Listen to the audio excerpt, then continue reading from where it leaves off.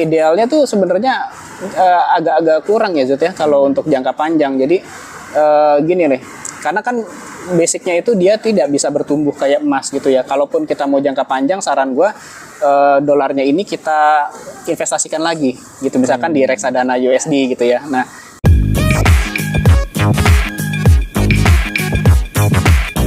halo teman-teman Mofitner, dimanapun berada, jumpa lagi di channel Mofit Indonesia, tempatnya untuk cari ilmu. Kali ini ada pembahasan yang cukup unik nih Om Henry. Jadi kita membandingin antara dolar versus emas.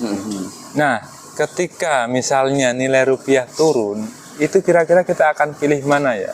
Kalau menurutku ya, sebenarnya dua-duanya itu sama-sama sebagai pelindung gitu ya. Tapi kalau kita pikir lebih dalam lagi, itu kira-kira lebih untung yang mana ya?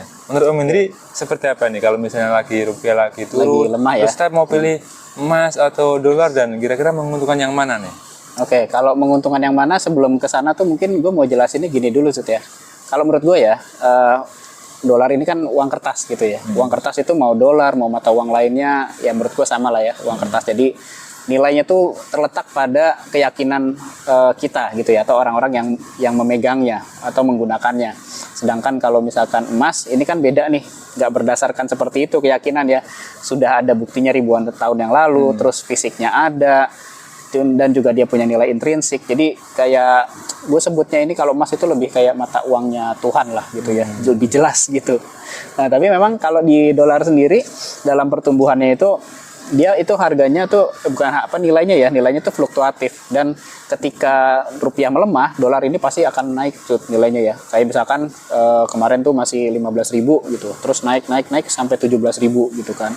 Dan hari ini udah turun nih di bawah itu kan, tapi masih mepet-mepet nih, bakal mungkin juga nanti bisa akan naik lagi kayak gitu.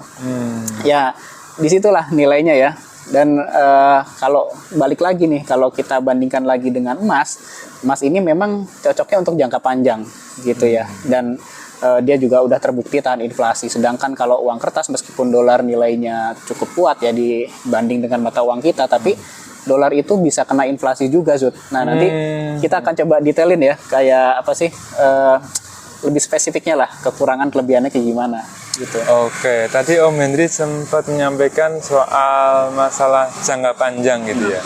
Nah sekarang kalau dibuat komparasi nih, kira-kira pilih yang mana nih? Apakah aku simpan uang dalam bentuk dolar atau emas, atau gimana caranya? Iya, sebenarnya gini, kalau jangka panjang sebenarnya kalau menurut gua itu dolar ini tidak sebaik dengan kalau kita bandingkan dengan instrumen investasi lain, misalkan kayak emas atau saham kayak gitu kan. Nah tadi kan kita ngomong soal keuntungan Zut ya. Kalau menurut gua ada dua nih kalau kita simpan dolar ya. Yang pertama itu keuntungannya, dolar itu bisa melindungi terhadap pelemahan rupiah. Jadi biasanya kalau tren rupiah lagi terus melemah terhadap dolar, nilai aset dalam bentuk dolar kita akan naik pada saat kita konversi ke rupiah atau pada saat kita jadikan uang rupiah gitu ya. Dan yang berikutnya, yang kedua, dolar ini termasuk yang likuiditasnya tinggi. Karena gini, dolar itu mudah dicairkan dan diterima secara global nih Zut. Oh gitu ya, menarik sih sebenarnya sih kalau kita punya dolar dan emas, kayaknya perpaduan yang serasi. Terus kalau kerugiannya apa ya Om ya? Kerugian kekurangan lah ya. Ya kekurangan gitu ya. Nah, kekurangannya itu kayak gini nih Zut. Nah untuk kekurangannya gue udah punya rangkumannya nih Zut. Ada 4 poin lah kurang lebih ya. Yang pertama itu, dolar itu tetap ada inflasinya. Artinya dolar juga bisa tergerus inflasi. Jadi nilainya tuh bisa turun ya dari waktu ke waktu dalam daya beli.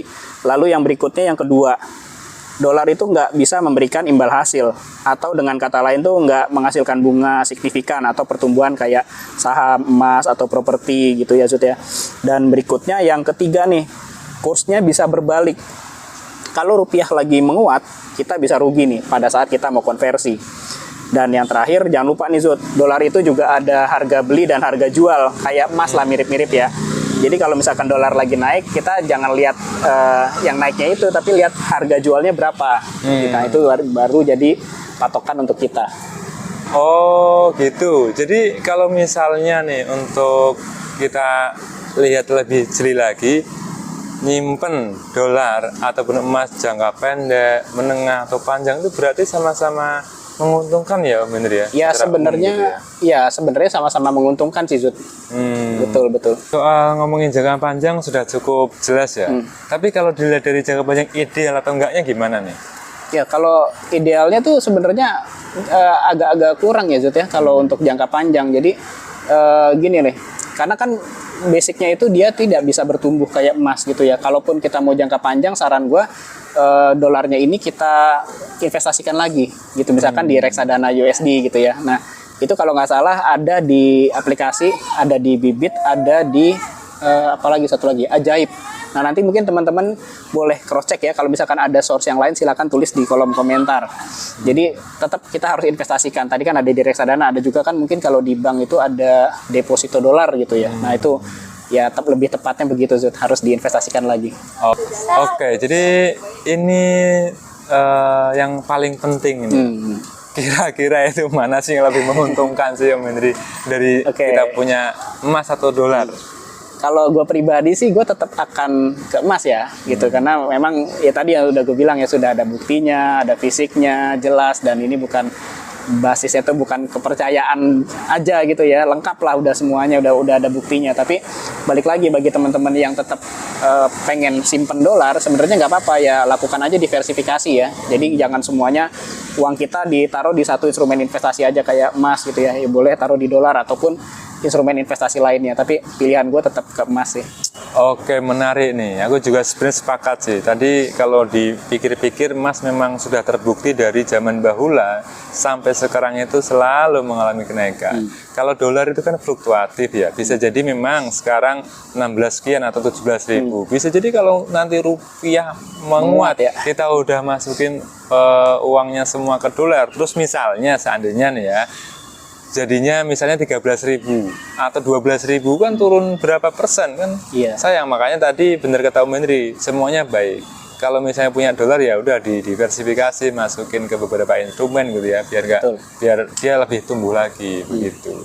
Nah kalau emas kan sudah clear ya, maksudnya ya dia benar-benar melindungi inflasi dari masa ke masa. Artinya apa ya? Artinya tadi kesimpulannya adalah sebaiknya kita punya dua-duanya gitu. Dua-duanya gitu. Dengan perbandingan ya monggo gitu ya, bisa 60% ke emas, 40% ke dolar atau seperti apa silakan. Yang jelas sama-sama baik. Cuman tadi kalau dilihat dari resikonya memang ketika ya katakanlah Amerika suatu saat mengalami collapse, terus harga dolarnya atau nilainya itu drop gitu ya.